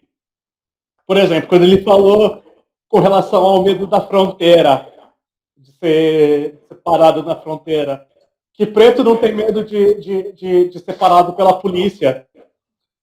O policial da fronteira pode mandar ele de volta, pode prejudicar. E aqui, pelos mesmos motivos, ou de uma forma análoga, a mesma coisa. Ele falou também da questão das filhas, do policial olhar para ele e falar: ele não é pai dela. Se acaso a gente se relacionar com pessoas brancas e tivermos filhos que não tenham o mesmo fenótipo, a gente vai ter esse medo também. A questão do trabalho, que vai ter para você um trabalhinho lá em tal lugar, vai ter para você um trabalho no supermercado e tal. É aquele negócio. Você trabalha aqui? Eu acredito que a maioria das pessoas pretas, das pessoas negras, já passaram. Eu achei que o Diop, ele estuda a partir do olhar da Europa e a partir de um olhar que compara a Europa, o berço matricial europeu e africano, ele vê essa questão da xenofobia como uma das raízes do racismo. Aqui é uma coisa mais profunda, mas acho que vale a pena mencionar e deixar aqui para consulta posterior. Mas eu queria colocar um pouco da minha experiência, que eu acho legal colocar. Eu, como o Walter falou, às vezes eu não sei me colocar. Eu não sei se eu sou mestiço, eu não sei se eu sou, sei lá, mulato, acho que não, mas eu não sei me classificar e às vezes eu fico meio sem graça de falar: não, eu sou negro. De também tomar um lugar que não é meu, né? E também, às vezes, de falar que não sou negro, de negar aonde eu deveria estar. Aí eu vou colocar rapidamente 2 casos que aconteceu comigo. Meu avô é negro, eu tenho um bocão, né? E eu na minha agência, estava voltando de um cliente e eu tinha um Civic, eu estava dirigindo, eu estava de camisa, meu sócio, ao lado do passageiro, meu sócio, ele tem 1,85 m, branco, italiano, nariz grande, né, cabelo lisinho. E eu estava dirigindo, voltando para o trabalho, e quando eu estava chegando ali perto da Sumaré, avistei um carro da polícia parado lá em cima, dirigindo normal. Uma policial negra, entrou na frente do carro, parou com a mão assim, eu parei. Ela colocou a mão na arma, não sacou, mas colocou a mão na arma, e falou para mim assim, ó: por favor, pode sair do carro? Meu pai sempre falou para mim assim: Diogo, toda vez que você estiver no carro, a polícia te abordar, avisa o que você vai fazer.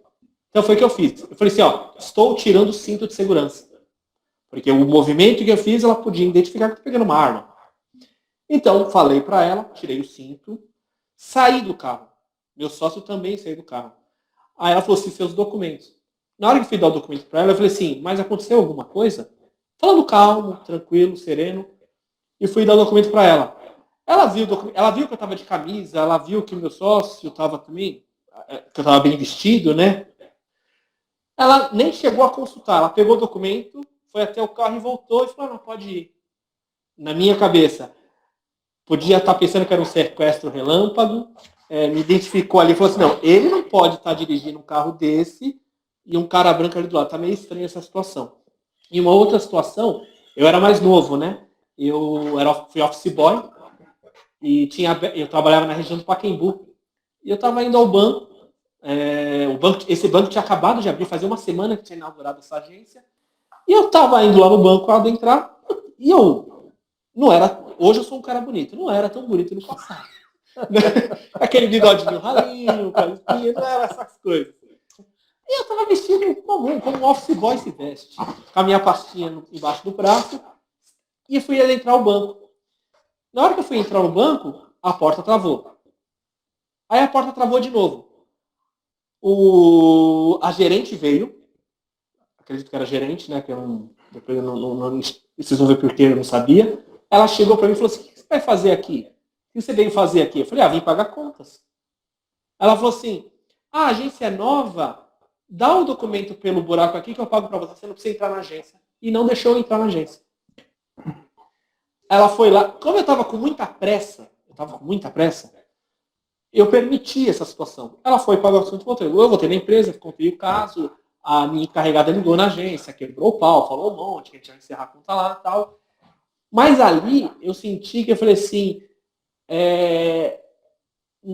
não é a cor da pele, eu acho que é um diferencial muito grande, mas tipo assim, eu era diferente e eu não estava estabelecido também naquele padrão. Então eu sou mesticinho, então você não entra, né? Queria deixar esse relato aqui, porque é uma coisa que eu queria falar, que é até essa coisa que todo mundo falou também, né? Tá falando de preto, falando de negro. Eu acho que a gente tem que aprender. Se todo mundo falava negro, e negro tem uma conotação às vezes tão ruim, de denegrir, de o lado negro da força, sabe? Toda essa conotação ruim. Então a gente tem que sim se policiar e começar a falar preto, entendeu? Parar de fazer piadinhas. Quantas vezes eu ouvi gente assistindo futebol e o juiz é negro, preto, apitando, ele erra, falou assim, tem que ser preto essa porra. Quantas vezes eu ouvi isso? Aquilo me dói, cara. Sério, me dói que dá vontade de sair na porrada com a pessoa. Eu não tenho ainda muito estudo sobre isso, mas algo que a gente tem que ir atrás entender, que é algo muito louco no Brasil, é justamente o lance do colorismo, assim, né? E, tipo, que é isso, eu acho que um negócio que é muito tenso é do preto não se reconhecer preto, né? Também, de tipo, que é o preto, como sou, não sou, tipo, é uma grande questão, porque também tem isso, tipo, você falou isso, Diogo, mas na minha infância era, tipo, muito mais escancarado, não sei porquê, tipo, você é preto, mas ensino fundamental 2 para ensino médio, já começou a rolar espaço que eu era ou branco já, ou preto, ou não suficiente preto, não suficiente branco. O que é isso? Tipo, o que está definindo isso? Eu não tô entendendo. Eu acho que tem que chamar atenção mesmo. Eu acho que a gente tem que, todo dia, porque é o que todo mundo está colocando aí. Porque, tipo, como é uma estrutura, a gente tem que se policiar todo dia. Porque, tipo assim, tá muito normal. Quando a coisa se torna normal, se tornou normal o negro tá ali. Isso. Sim. Você entende isso? Isso é muito louco. Tipo assim, eu me pego assim, me perguntando, eu falei, pô, não tá certo, cara, não é assim, não tem sentido, cara. Eu vejo o Jaime, eu e o Jaime fizemos faculdade juntos. Negros era o Jaime, eu e a Pio, e a Luciana, e na faculdade inteira você olhava assim, você não via. Então, é meio louco, cara. É mais um depoimento, é mais um desabafo.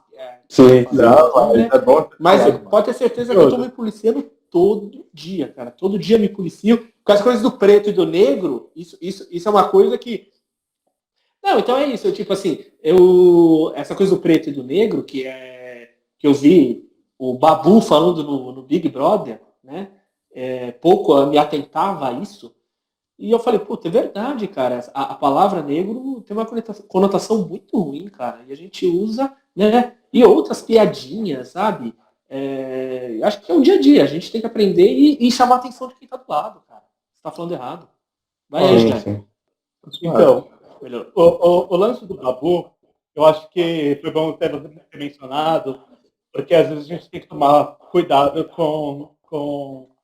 para não cometer equívoco, tipo, engano bobo, sabe? Eu vi um vídeo muito interessante que acho que foi, se não me engano, no canal Meteoro, explicando sobre a ascendência da palavra, preto e negro, para ver se algumas coisas tinham realmente fundamento. Porque nem tudo que ele falou ali é real e todo mundo erra, então é para aprender.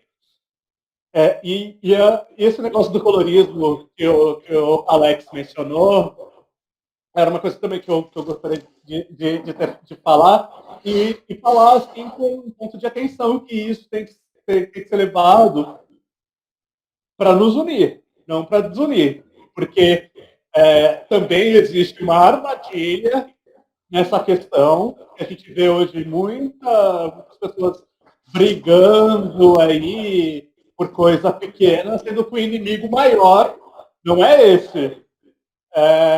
E a gente tem que tomar muito cuidado com esse lance do colorismo. Eu lembro que antigamente a gente estava falar, passou das 6 horas da noite.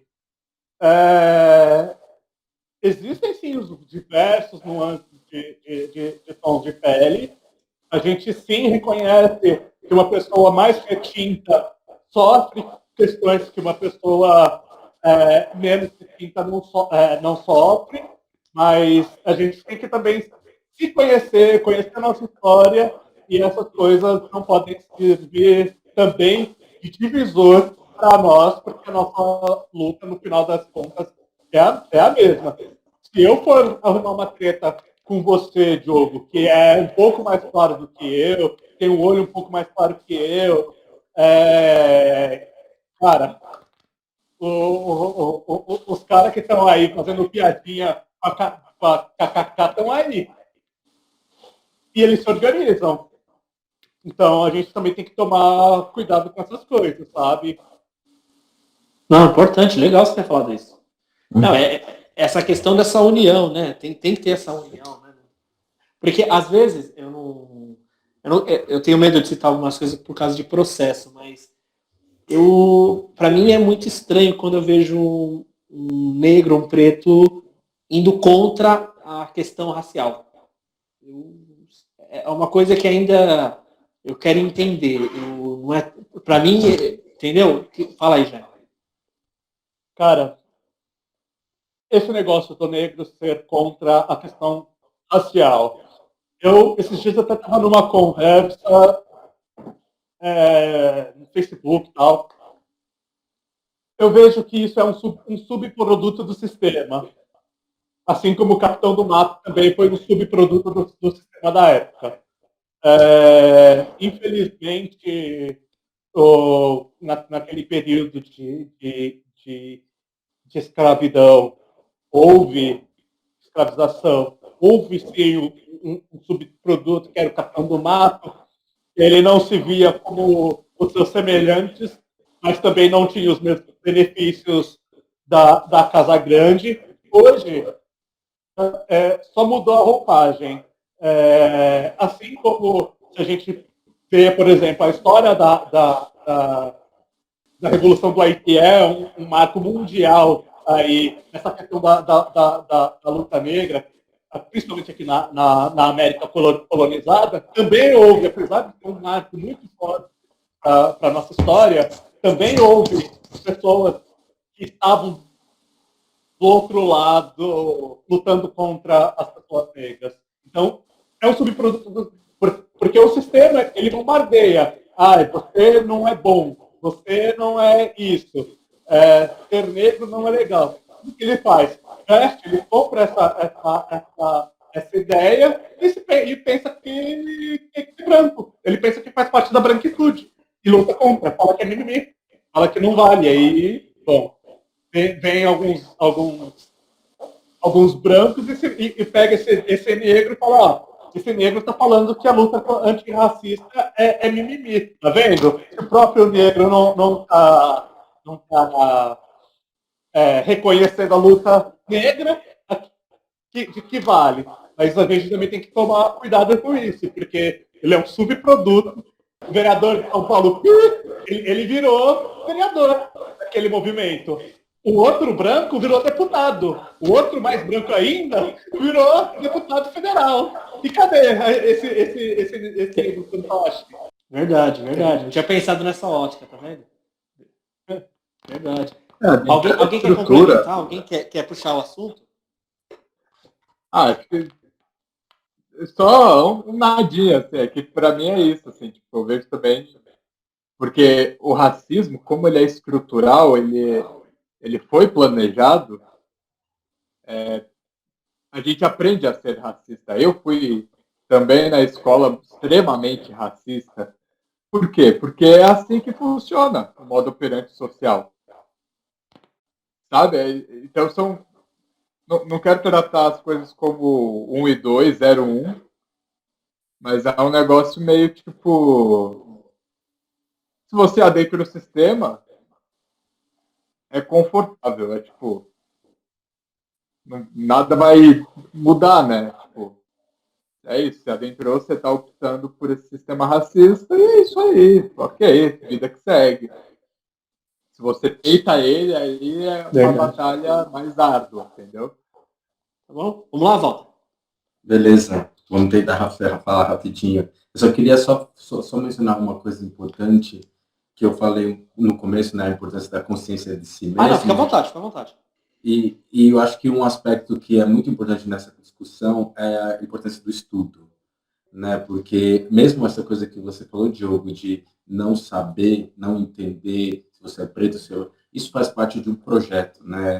Eu estava lendo, acho que faz parte também de uma dica que eu deixo para qualquer um que quer entender o que é ser preto no Brasil, é Abdias Nascimento. Esse cara é a base, né? Eu acho que se você quer entender a sua própria negritude, você precisa ler o genocídio do negro brasileiro, do preto brasileiro, do negro brasileiro. Esse é um livro que explica claramente o projeto de fazer com que a gente chegue nesse momento da nossa vida que a gente fala, mas eu sou preto, eu sou negro, porque ele queria. Ele cita uma coisa nesse livro que eu gostei muito, que é do antropólogo João Lacerda, que ele apresentou um estudo na França falando do projeto de embranquecer o Brasil. Então, aí ele usa o exemplo de a quantidade que no começo do século XX, 1,5 milhão de europeus, principalmente italianos, vieram para São Paulo. Então, a gente que é paulistano, a gente é orgulhoso de... Imagina aqui na questão do Brasil, então, das raízes italianas, o embranquecimento do Brasil, né, a ideia de se tornar o Brasil mais branco era um projeto político. Isso, só que se você não entende isso, você chega, eu acho que a gente chega numa certa idade, começa a se questionar questões pessoais, você não entende o link que foi feito entre a história e o momento onde a gente está, né? Então, eu acho que a importância, principalmente para as próximas gerações, né, os jovens, né? Eu fico muito feliz de ter 2 jovens, né, estudantes que estão nesse borbulhar de discussões e tudo mais. Por favor, não esqueça de Abdias do Nascimento e, se quer uma referência internacional, Dr. King, Martin Luther King. Esse cara é sensacional porque ele coloca um elemento que é fundamental para o nosso processo, né, de cura e de luta. É a compaixão.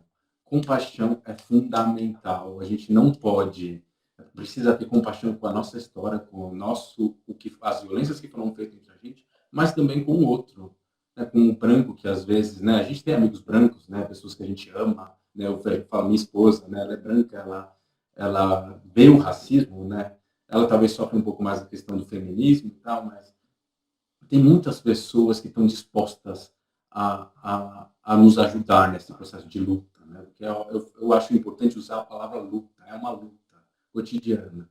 E se você não olha para esses nossos mártires, né, Abdias Nascimento, Martin Luther King, e como eles passaram por esse processo, você acaba... Eu vi essa coisa do Black Lives Matter, né? Eu sou um pouco crítico, não sou tão crítico porque eu estou distante, então é difícil começar a julgar essas coisas quando você não está na realidade do outro, né? E essa coisa da luta cotidiana às vezes é difícil, mas eu queria só falar que a gente não pode cair no erro de viver a nossa luta de forma não estratégica, né? O Emicida fala isso também. A gente precisa lutar principalmente com a cabeça, não só com a palavra, né? Não só. Martin Luther King fala muito disso, né? Movimentar pessoas, né, para fazer mudanças, é só uma revolta. Agora a gente tem que chegar nas instituições, a gente tem que ter a capacidade de...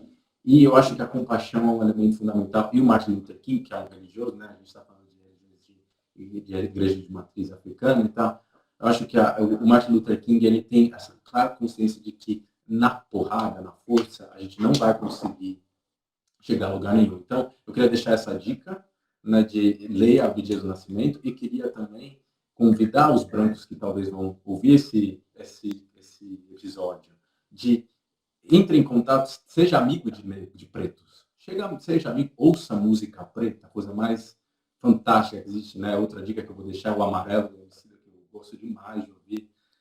Ouça e descubra essa história, seja amiga dessas, consuma cultura preta, né? O cinema, todas essas coisas fazem a gente expandir a nossa visão e fazem a gente entender o nosso papel também como branco, né, os brancos, né, com a branquitude deles, como eles podem ser agentes de mudança, né, como eu tento fazer com a questão do feminismo, né, tendo contato com a complexidade das questões feministas, para eu ser um advocate, para ser alguém que ajude e que contribua para essa luta, e não que seja ou um omisso ou um ignorante.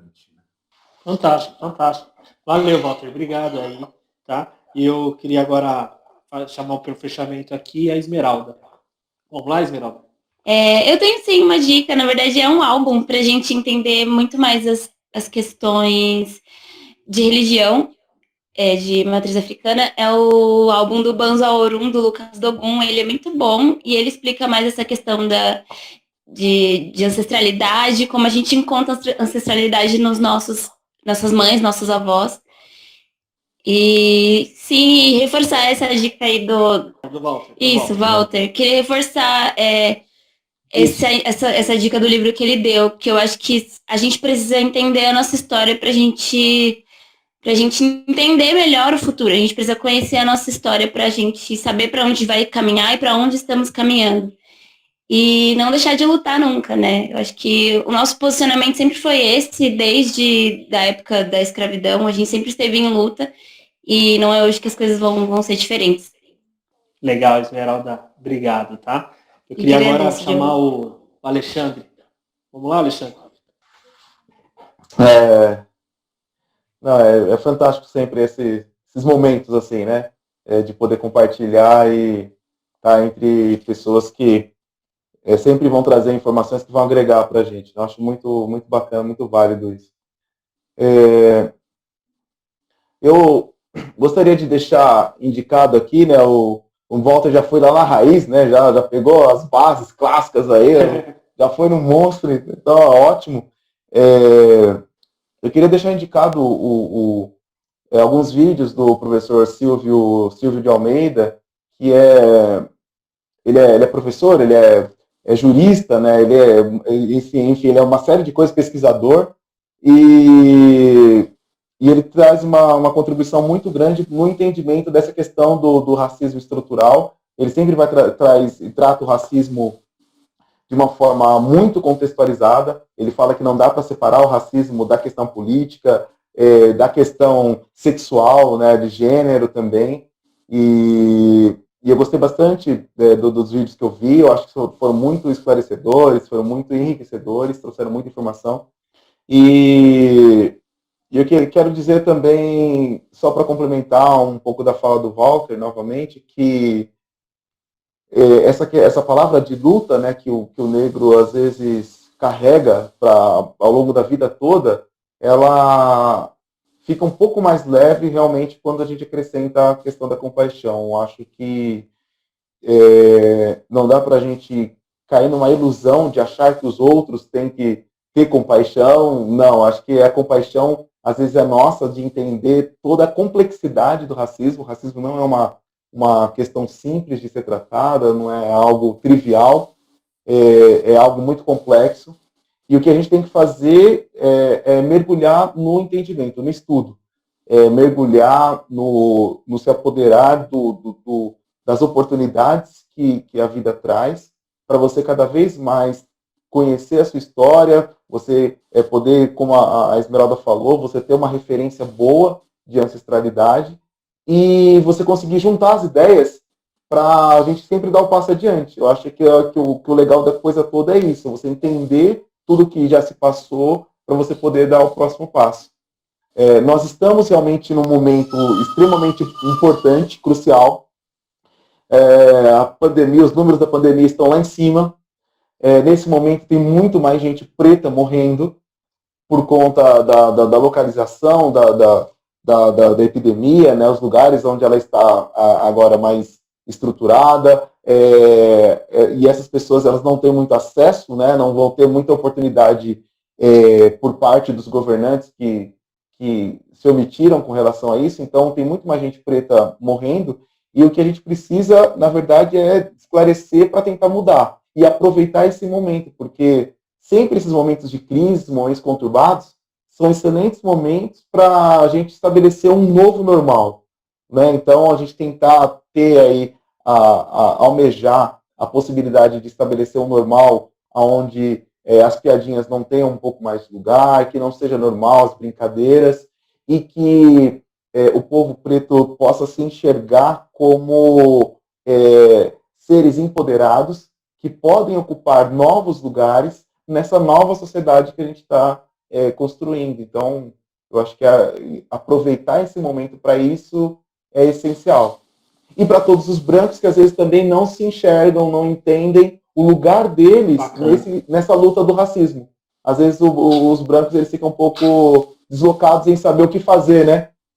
Como que eu me coloco, para onde eu vou. Então, acho que o estudo também vai trazer bastante luz e orientação para eles. Eu acho que essa é a mensagem principal, né? Querer lutar e estudar para dar um passo adiante.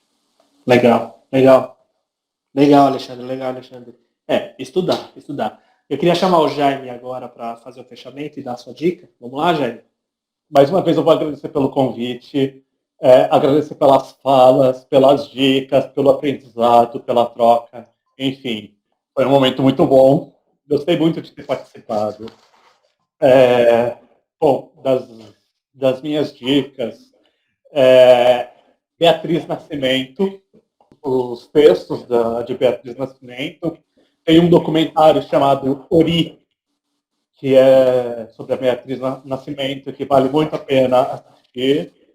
Tem um documentário também, ele também está todo no YouTube, chamado Olhos Azuis, que vale também muito a pena assistir, que é um experimento social que aconteceu nos Estados Unidos. Não vou dar spoiler.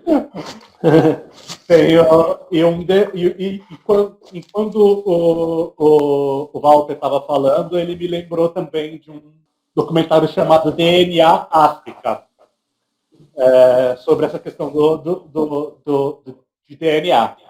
E assim, para questões também de leitura, além da Beatriz Nascimento, o próprio Dr. Sheikh Anta Diop, os estudos dele com relação à teoria dos dois berços matriciais, a história também sobre o Dr. Anta Diop, que também sofreu racismo dentro da universidade, que é a coisa que a gente estava falando, porque é um espaço que não nos quer lá. E é isso. Com relação às redes, para conhecer um pouco do meu trabalho, a minha loja chama Loja Axé. Para achar no Facebook é loja.axé. No Instagram também está como loja.axé. E por enquanto é isso. Logo o site volta para o ar. Também vai ser loja-axé.com. E é isso. Agradeço muito de coração. Acho muito importante essa conversa. Espero que chegue aí muito longe esse papo, porque foi muito bom. Muito obrigado. Boa noite. Legal, Jaime. Obrigado, Jaime. Obrigado. Aí vamos fechar agora aqui os convidados. Vamos lá, Alex. Seu fechamento, sua dica. E fala um pouquinho do seu projeto também, Alex. É importante. Bom, primeiro, estou muito feliz, novamente. Eu digo que eu estou muito feliz de estar trocando. É muito gostoso. conversar, enfim, sobre... É isso, a gente compartilha as nossas dores, vê que a gente não está sozinho nessa também, porque uma coisa é a gente saber que é brasileiro, está na estrutura, mas, enfim, eu mesmo já comecei... Vocês já sofreram? Vocês também tiveram isso, de duvidarem? Tipo, sim, tá ligado? É violento mesmo, enfim, compartilhar isso, foi isso, e a gente tá aqui compartilhando de cada ideia, é muito gostoso, é muito... me sinto abraçado com essa conversa, estou muito feliz, mesmo. Obrigado pelo convite. E vamos lá, dicas. Tenho tantas, eu sou do cinema, né? Então, assim, tem os filmes aí, mas vamos lá. Uma coisa que o Walter comentou, e primeiro, né, o Abdias. Eu tenho o Abdias, eu ganhei o Abdias, ele está na fila para eu ler, mas por conta do nosso papo eu já vou começar hoje, já que eu até puxei ali na estante. Abdias Nascimento, eu tenho que ler. E é isso, só tá ali me encarando e eu não li. Então leio o Abdias, de fato ele é importantíssimo e provavelmente vai tirar todas as questões e mais um pouco de dúvida que eu tenho em mente.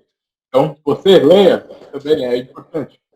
Agora, ele falou da escritura dos anos 20, 30 do Brasil.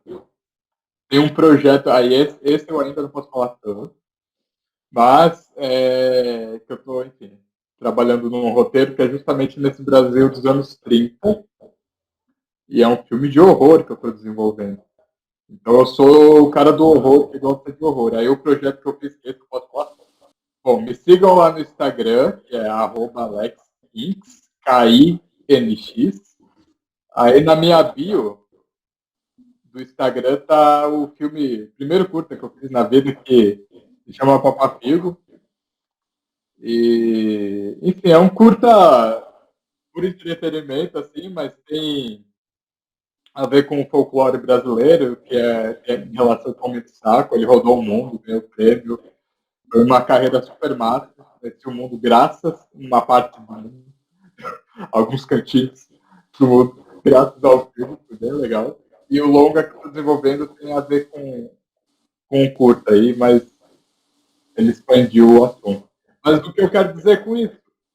Tem um documentário chamado Menino 23, Infâncias Perdidas no Brasil. Se eu não me engano, está no YouTube completo, mas acho que dá para achar em melhor qualidade em outros sites. Fala sobre esse recorte do Brasil dos anos 30, justamente isso que a gente está falando, que o racismo ele é um projeto. Esse documentário ele fala com documento mesmo, com provas e ainda com pessoas que viveram essa época. Eu não vou spoiler muito, assim. Vejam e vocês vão ficar sem palavras, assim, com a estrutura é esse racismo, da onde que veio, quais foram os grupos que se movimentaram para a gente estar onde está e o que dali que foi estruturado até hoje repercute e esse racismo ele vai criando corpo. Aí tem esse livro que eu amo, Horror no Ar, da Robin Min Coleman. Ela faz um recorte dos anos 20 até os anos atuais sobre filmes de horror visando corpos pretos e o que eles ecoam no público. E é muito interessante assim, de ver justamente essa estrutura. Você vê que o cinema, o filme referência dos Estados Unidos, né? E é isso, é uma visão estadunidense, mas que ecoa muito também em algumas partes com a nossa realidade aqui do Brasil. E para encerrar, o livro está ali, eu esqueci de pegar, mas tem um também livro nosso, que é O Negro Brasileiro no Cinema.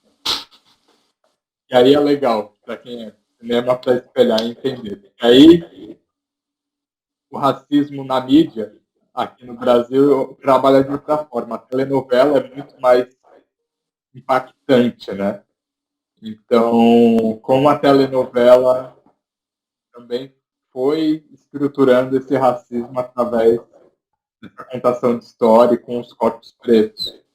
Gente, Alex, obrigado, tá? Eu queria agradecer a todos por ter por terem aceitarem o convite, que eu sei que é difícil, mas eu acho que esse papo é importante, né? Eu acho que esse papo não vai parar aqui, a gente vai ter outras conversas, vou convidar vocês de novo, a gente vai bater mais papos, né? Acho que tem assuntos que ficaram aí para ser mais bem abordados. Mas agradeço você, Alex Reis, Alexandre Vinícius, Esmeralda Angélica, Walter Hugo, Jaime Filho. Obrigado muito, esse papo foi muito legal.